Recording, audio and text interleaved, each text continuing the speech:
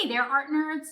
Is budget always such a good deal? Today, I'm hoping to find out by trying Amazon Basics watercolors.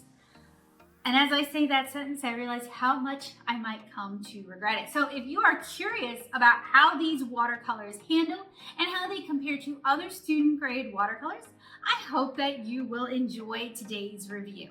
All right, guys, I am ashamed to admit that this has been sitting in my art supply closet, my little art supply shelving unit, for a while. I actually don't remember how long it's been sitting there, but it's been a while. So these are Amazon Basics watercolor paint tubes in 24 assorted colors. If you're familiar with what I do here on the channel, I review a lot of watercolor and a lot of art supplies at different price points. And I was probably just curious to see how these compared and whether or not these were a product white labeled from maybe another company.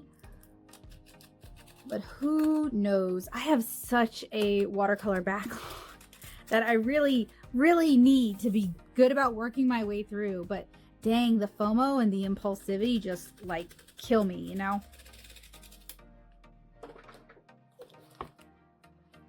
So the set has been really taped up. Okay, all right. I wasn't sure if we were just gonna have like straight up tubes in there or what, but inside we have a set that looks like this. So we have 24 12 milliliter tubes in 0.4 US fluid ounces. We have representational color swatches on the back. We have a warning, not suitable for children under 3 years, small parts, choking hazard, store away from moisture, direct sunlight, high temperature, or combustible materials. Use of this product by children should be supervised by an adult. Do not ingest. Wash skin with soap and water to remove any incidental contaminants. These were made in China and they have a shelf life of 3 years. So hopefully we got here in time. So these look like inexpensive ointment tubes. They seem to be plastic tubes. Not particularly great. Editor Becca will check to see if these are even still for sale like this. Hopefully we're not wasting my time and your time.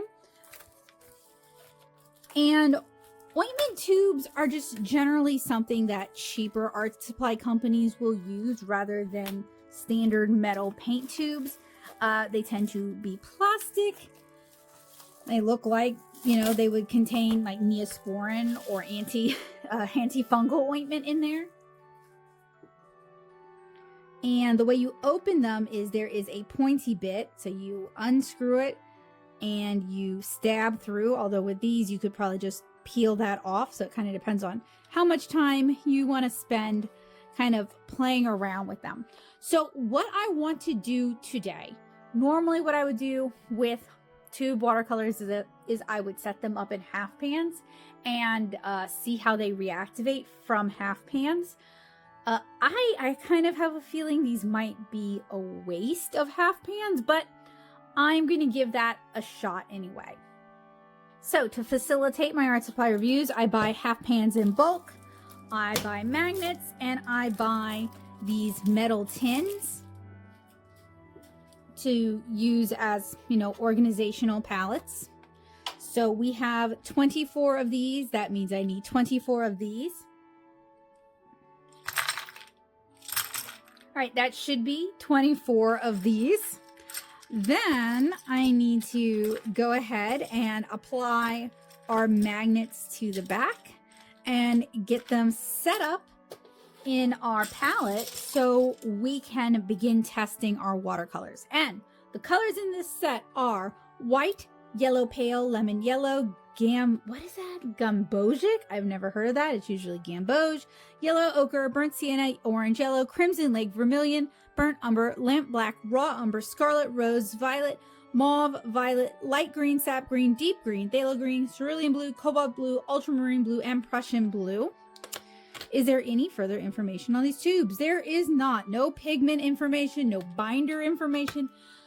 These are going to be really, really not good. So if you are new here, hi, hello, welcome. I'm Becca Hilburn. I'm a watercolor comic artist and illustrator. I paint the watercolor comic 7-inch Kara, which you can read for free as a webcomic at 7inchkara.com. It is the charming story of a Lilliputian girl named Kara who discovers a huge family secret and sets out on a big adventure to meet a human for the first time. It is an all ages comic, but it has been graded for middle grade readers, so about 8 to 12 years old, although I have readers of all sorts of ages. It is entirely in watercolor, and as I mentioned, you can read it as a webcomic, or you can procure a print copy for yourself at natosoup.com/shop. Volume 1 and Volume 2 are both available, and if you cannot afford to do so, it would mean the world to me if you would fill out a library request form and ask your public library to carry my books. I am also an illustrator, and I am an art supply reviewer, and I have been reviewing art supplies, in particular, my special interest, watercolor, for over 10 years now, and I have reviewed, we're probably up there in the hundreds of watercolors by this point. I have a professional grade watercolor series. I also have a student grade showdown watercolor series. I bet you can guess where this one is going to go. And I review watercolors from all across different price points, from very budget like Prang and Crayola to very expensive like Schminke. So that catches us up. Now you know a little bit about me. Feel free to tell me a little bit about you down in the comments while I affix some magnets to some half pans. So yes, as of the time of recording, which is November 12th, 2025, these are still available, and they are $14.79 on Amazon. We are all set up and ready to start filling. Feels like kind of a waste, honestly. I am going to do most of these in time lapse, but I do want to do a couple with you guys in regular time. So we could just peel this part off, but I have some fine motor issues these days, so I'm just going to use the little sharp bit in the ointment cap to pierce it. So you see there, and just like toothpaste, is it going to go? Oh, I may have to take it off because it's stuck. Great. It's gonna create a mess. I don't want these to just explode everywhere. I'm not prepared for that in my life. Okay, I got that one off. Oh, okay. It is really thick and stodgy, which is neither a good sign nor a bad sign. It is just what it is. So what I'm going to be doing today is I am going to swatch these while these are still wet. It's just easier to set them up in half pans for me. And then I will let them dry for about a week. We'll check back in with them and we'll re-swatch them. And if they are not horrendous, we'll do things like color mixing, that sort of thing. I have a feeling these are going to be not great, but I could be wrong. I'm hoping I'm wrong. I'm going by, there we go. It's like a poop. I'm going by my intuition when it comes to watercolors, but the reason I still review them is sometimes I'm wrong. There's always surprises. And also because this may be helpful to somebody who is interested in these watercolors, or maybe they want to buy them for somebody that they love and they don't want to just waste money. They want to buy something that the other party will enjoy and get use out of. So that's why I review these things, because honestly, in this economy, $14.79 is still $14.79. You can get some groceries with that. And wasting it on something that you're going to hate is, still throwing money down the drain. So that's why folks like me put our time, talent, and expertise to use by reviewing these sort of things. All right, so I am going to finish filling up the rest of these in time lapse now that you guys kind of get the gist.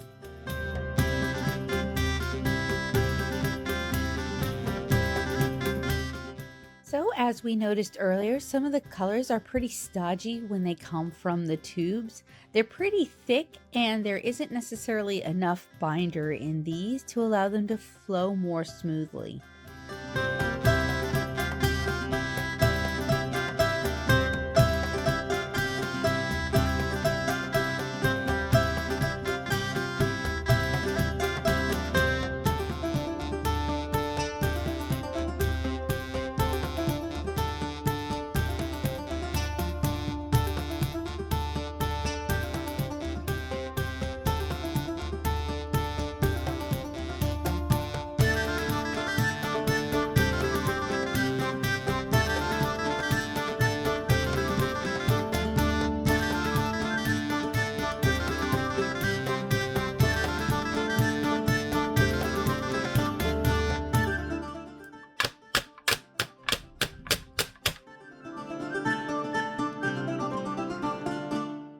These were so funny. Some of them are really easy to get out of the tube. Some of them are really difficult. But one of the things I want to point out to you guys is this might look like it's really fun, bright, and colorful. You can see all of the colors very clearly. You can tell the difference between a Prussian blue and a dioxazine purple.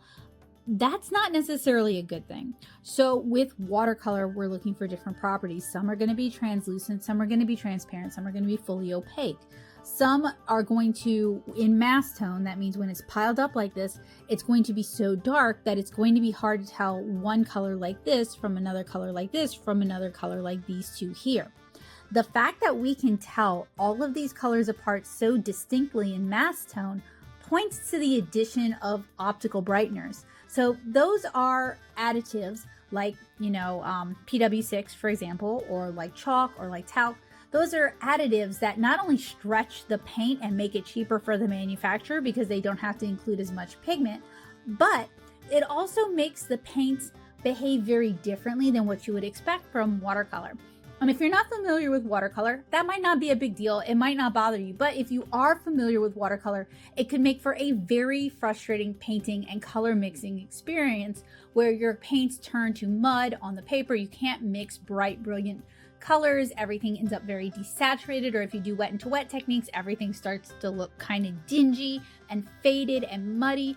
Or even when you're working with just one color, you may have a hard time getting the saturation that you're looking for.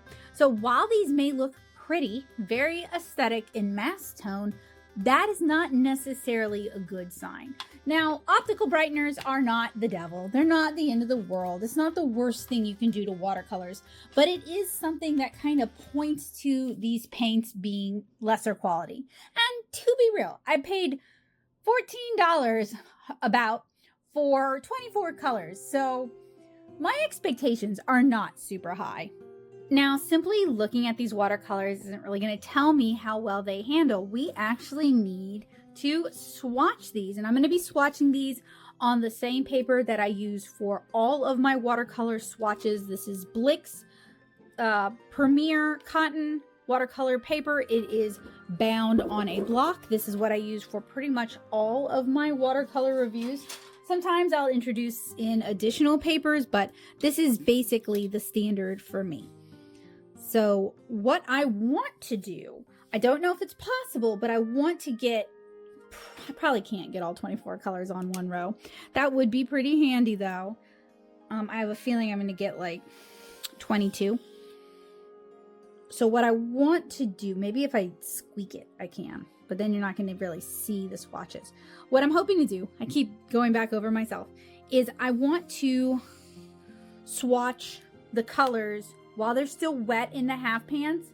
And as I said earlier, let them fully dry out, come back and see how well they reactivate them. Now, not every watercolor artist sets up in a half pan like this. Some will apply their paints wet to a ceramic palette and start painting from there.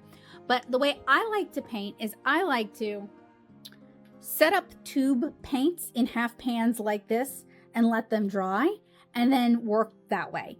This is the most economical way. This is my preference for watercolor painting, but different artists have different preferences, and I'm just kind of trying to give you guys an idea of how it works both ways so that hopefully if you have any questions, I'm able to answer them.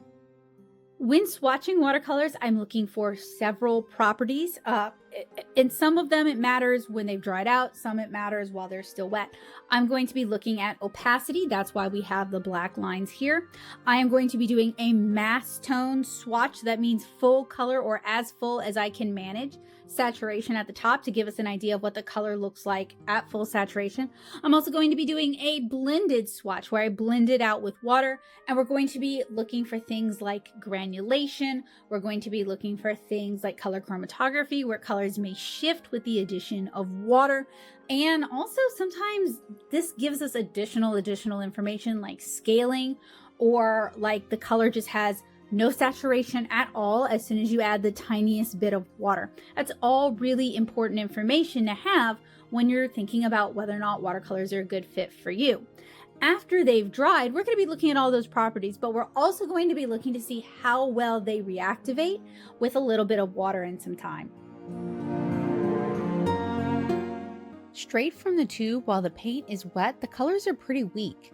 I'm also picking up the color all wrong because I want to get these as saturated as possible and also kind of mush them back into their half pans. Watching these while wet, I can tell these are very cheap watercolors, and I have reviewed a lot of cheap watercolors. I even review watercolors from Dollar Tree and Five Below and Daiso, and these feel like much cheaper watercolors. You just get more of them and you get a larger range of colors than you typically would. But I would say for the $18 price point that these are not a good fit. These feel more like $5 to $10 watercolors than almost $20 watercolors. And a little bit later in today's review, I'm actually going to compare these against some more expensive watercolors that I think you guys will like better than these.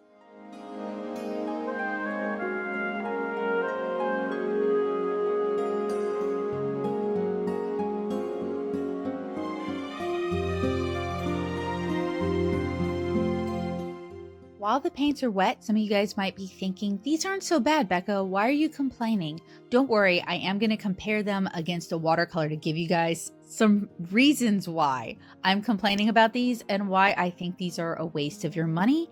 And you should either go with something cheaper or you should go with the set that we're going to be talking about in a few minutes. I also want to point out that this video was not sponsored. It wasn't sponsored by Amazon. It wasn't sponsored by Paul Rubens or Enchanted Pigments, the parent company of Paul Rubens. All opinions are my own and come from years of reviewing art supplies.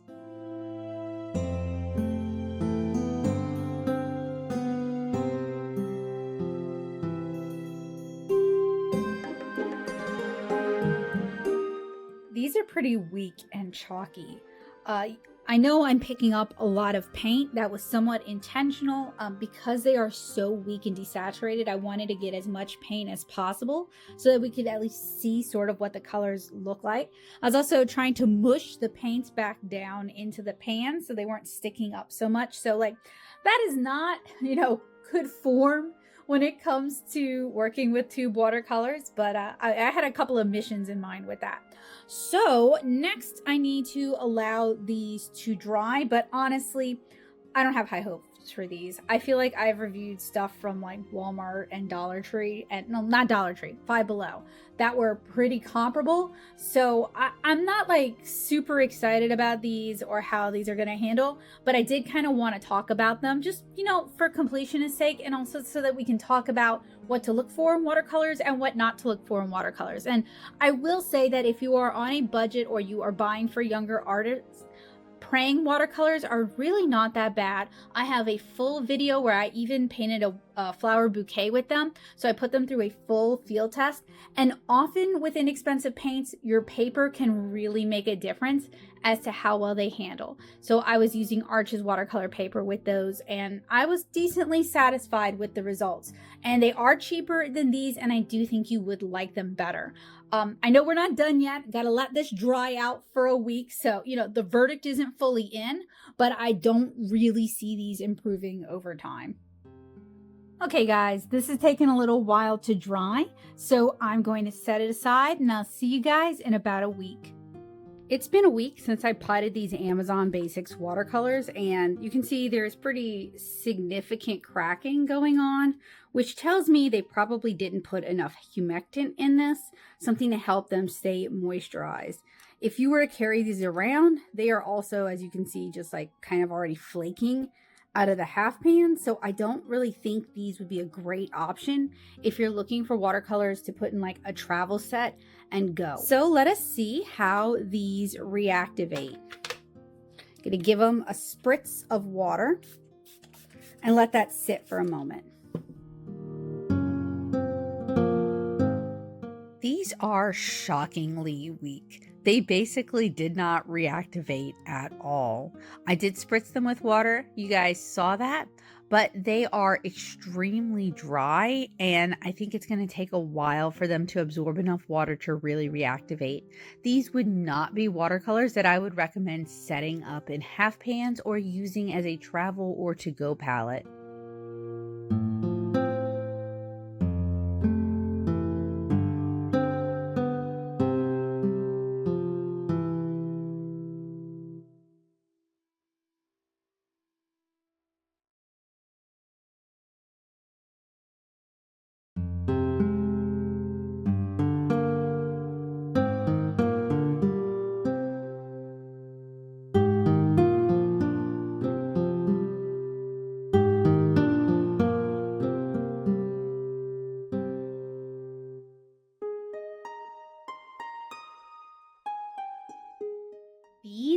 are embarrassingly bad at reactivation. Now, I know not all artists work from dry tubes. A lot of people work fresh from a ceramic palette.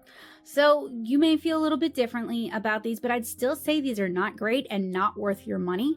And I'd like to show you guys a head-to-head comparison against my favorite student grade watercolors, Meiliang pigments, to give you a good idea of what to look for good student grade watercolors. These are Paul Rubens Meiliang pigments watercolors, and they truly are pretty excellent. And I do have a full review where I absolutely fell in love with these, and if you watch the channel, you've seen these pop up from time to time because I like using them for head-to-head comparisons. This is the 36 color set. These activate very quickly. In fact, I've had this set since Norco, so about 4 or 5 years now. So what I want to do is swatch these head-to-head. This is a 24 color set. This is a 36 color set. It's not going to be exact, but it should give you guys an idea. We are going to start with the Amazon watercolors, and I will really give them a chance to soak up that water because, as you guys can see, they did not want to reactivate. Now, I could pull out the tubes, but I'm going to dirty a palette for that. It's going to take up a lot of time. It's going to take up a lot of space. So hopefully you guys can get the idea from me swatching the dried watercolors against, to be fair, dry watercolors. These are in half pans. So these are even older, the Meiliang are even older than these. And if they reactivate and hold up well, that should give you guys an idea of what a good student grade watercolor should be able to do for you, because I don't necessarily feel like you should have to just spend a bunch of money to figure out if you even like watercolor at all. I do think there's ways that you can buy very nice quality watercolors and learn a lot of color mixing and make a lot from a very small number of colors. But some people want every color available to them while they're learning, and I understand why people like student grade. Definitely, it's the price point. But I do think you have bad student grade and good student grade. So this is my setup. I have another 10 by 14 pad of Blick cotton paper. Yeah, these reviews do get kind of expensive. I have 2 lines of alcohol marker. That's to help us test opacity. I'm gonna go clean out this cup of water, but you guys can see it really isn't that dirty. And when I do these reviews, I'm actually using filtered water, so that we're not introducing minerals or sediment into it, because I do live in Louisiana and we do have hard water down here. So I work with filtered water for reviews and for watercolor paintings and to drink because I don't like the taste of water. Same paints, same brush. These have been really spritzed. Hopefully they've absorbed some more water. Maybe we will get some better swatches out of them. Starting out with the Amazon palette, they have absorbed a little bit more water, so some of the colors have woken up a little bit more, but they're still very weak and really don't have much color to them. And this is with me really trying to get in there and pick up as much pigment as possible.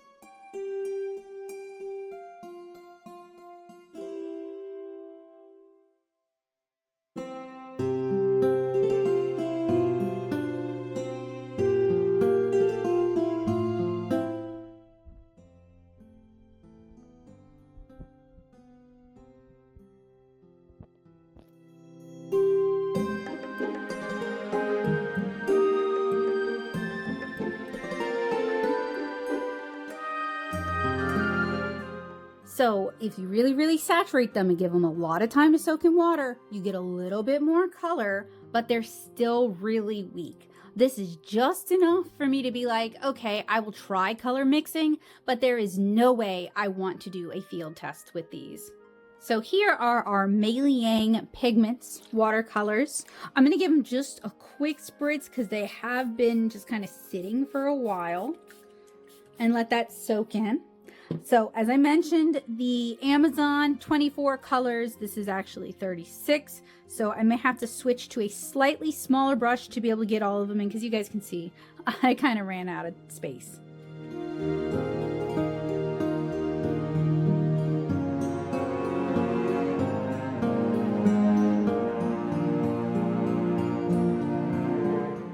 By comparison, Meiliang pigments activate very readily. They have a good amount of humectant in them, so when you spritz them with water, they draw that water in and it activates the pigments. We're able to get some really rich, bright, saturated colors very quickly.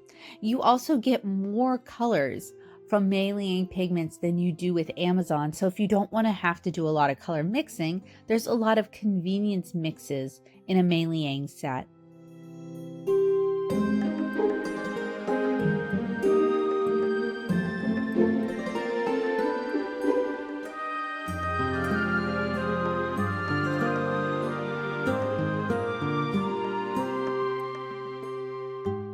The color selection from Meiliang is also really nice. You get a good selection of reds and yellows, a few purples, some easy to mix purples as well with some of your pinks and some of your blues, some really lovely blues and greens, and even a few good neutrals. I really enjoy this set, and I highly recommend it for beginner artists who are looking for an affordable but well-performing budget set.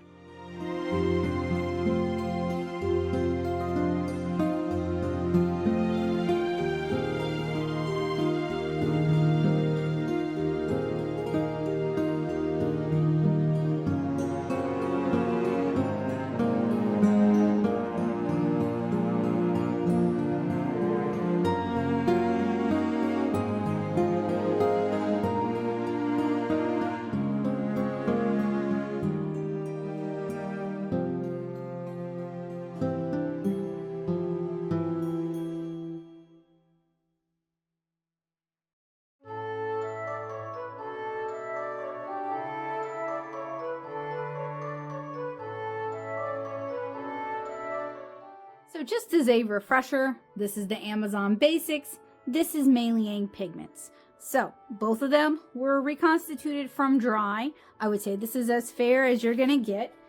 And I would say that the Amazon Basics just does not reconstitute nearly as well as the Meiliang. This is after, in fact, I'm gonna give this another spritz because I still wanna attempt to do color mixing with these, and they need to try and hydrate. But even with having more time to soak in the water, the colors are still way less saturated than the Meiliang pigments. I also want to point out, I have had this set for many years. I've done watercolor paintings with them. I have pulled them out for tests, and we still have plenty of paint in there. So I do think you actually get more paint like density with Meiliang. Another thing I want to point out is I supplied my own half pans, I supplied my own magnets, I supplied my own tin for this. So if you were going to pot these into half pans, that's something you should take in consideration. So to give you guys some context, the 36 color Meiliang pigment set today on Amazon, and this is a Black Friday deal, is $16.79. But typically it would be about $20.99, and that is already a half pan set that has been potted into half pans. Now I'm gonna attempt color mixing with these. I don't really have high hopes for it though, because I mean, look at that, right? It took a lot of time, it took a lot of patience, but finally I was able to get these to activate decently well. And really, I feel like on the first activation, your watercolors should start to wake up. It shouldn't take 3 or 4 activations to get them ready to use. But at least in this format, they're a little easier to handle. I'm glad I waited to do the color mixing until I had them actually fully woken up.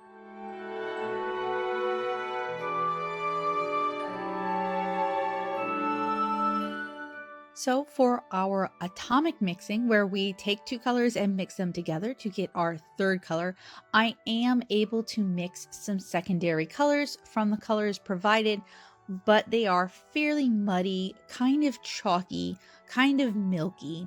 and they just don't carry the transparency or the vibrancy that I would want to see from these kind of 2-color mixes. This tells me that these are full of extender, so you're getting very, very little pigment and a whole lot of extender.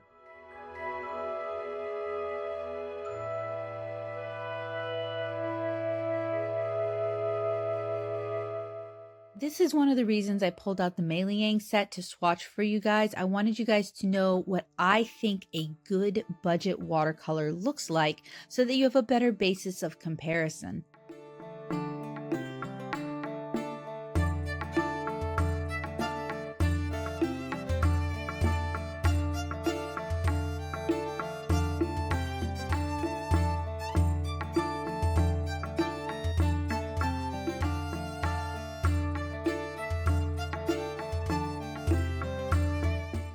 So while this dries, I'm going to go ahead and do a little wet to wet test over here. So if you are new here, hi, hello, welcome. A wet to wet test is where I take some clean water and I apply it to our cotton rag paper. It's actually hard for me to see because it is so clean. And we want to saturate the paper because we want to test how these pigments are going to disperse wet to wet, because that is a super common watercolor technique. So even in reviews where I don't necessarily decide to do a field test, I do try to put the watercolors through all the paces to give you an idea of whether or not these would be a good fit for you. And that's why I include so much footage so that you can hopefully see for yourself how these products handle. I'm already noticing there is kind of a scrubbiness to the pigment. It doesn't really want to move. And that could just mean there isn't enough oxgall in it. Some people don't want their pigments to move a whole lot. Some people really love, like when they move a whole bunch in water and you get these beautiful misty effects. I am already seeing a graininess to the pigments. I'm gonna have to switch the camera view so you guys can see. So in this darker red, you can kind of see a graininess there. And there's kind of a grittiness over here to this red. They really kind of want to stay in one place. And I've kind of noticed that paints that utilize a lot of extenders tend to be kind of stodgy like that. They don't really want to move.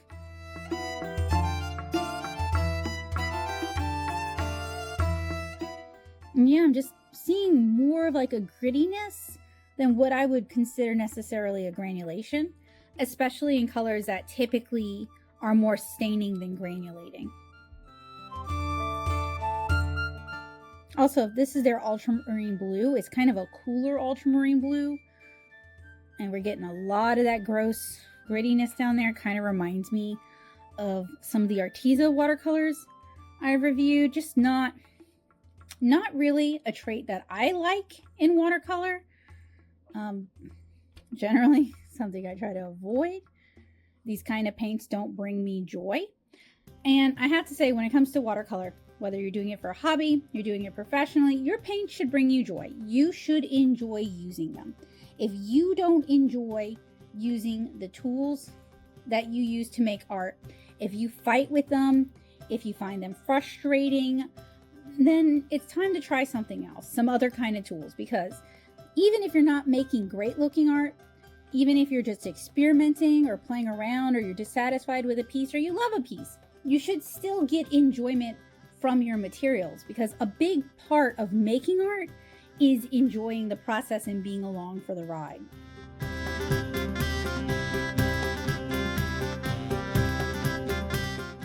And artists, we truly enjoy what we're doing. It makes us happy. It's fulfilling. It brings something to our life that our lives would not otherwise have. Ugh. Well, I made mud, which is why I used to call this the mud test, but I'm really not impressed or satisfied with these paints. But that is okay, because hopefully I was able to provide you with the information you need to make an informed decision, whether you're purchasing for yourself or for somebody else. And hopefully I was able to provide an alternative that might suit your needs better and may bring you joy while you're making art, or whoever you are gifting these watercolors to. May it bring them joy. Yeah, not loving these. Let's see how these dry.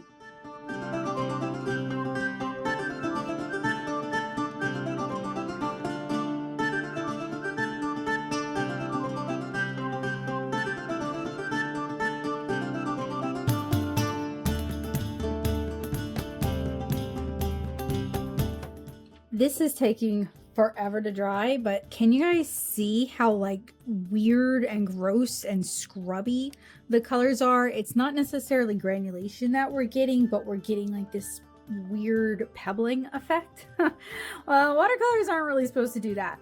So I still got to do our little optical blending test or optical color mixing, and then I'll get back to you with the pros and cons of the Amazon watercolors. To finish off my optical blending, I'm going to do my cross lines now that these paints have had a chance to fully dry.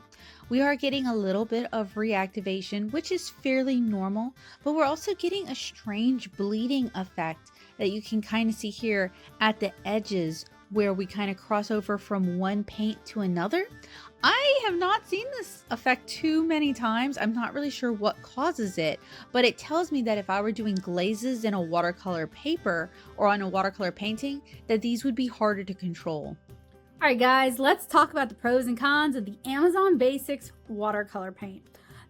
I'm just gonna lead off with these are pretty awful and I absolutely do not recommend them, but the pros are they are cheap and you get a lot of paint in the tube.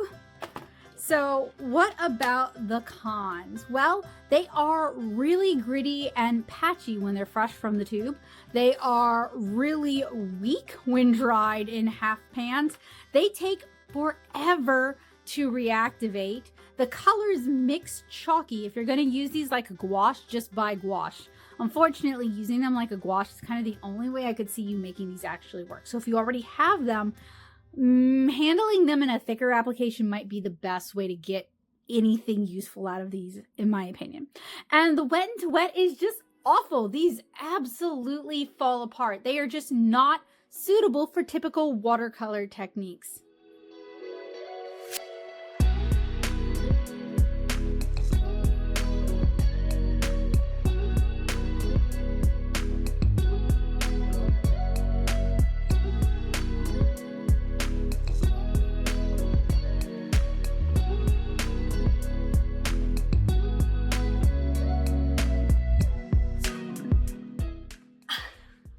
I hated these watercolors. They're pretty awful. They are grainy, they are off-putting, they mix mud.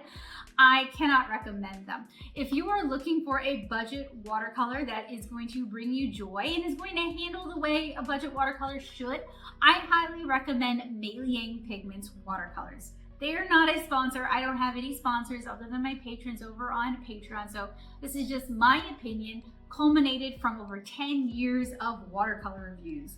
That is a lot of watercolors, so many watercolor reviews. So I hope you found today's review to be helpful, useful, and informative. Hopefully it will help you save your money because I absolutely cannot recommend these.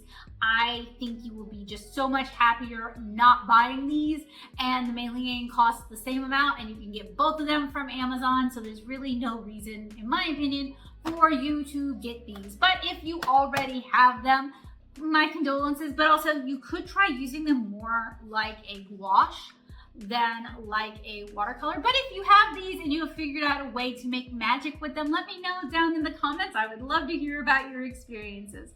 I hope you guys have a wonderful day. Reviews like this are made possible thanks to the support of my patrons over on Patreon, who you see here.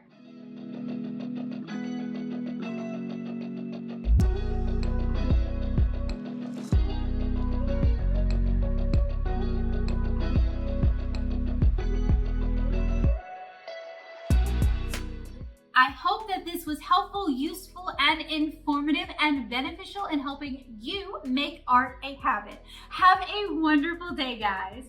Bye.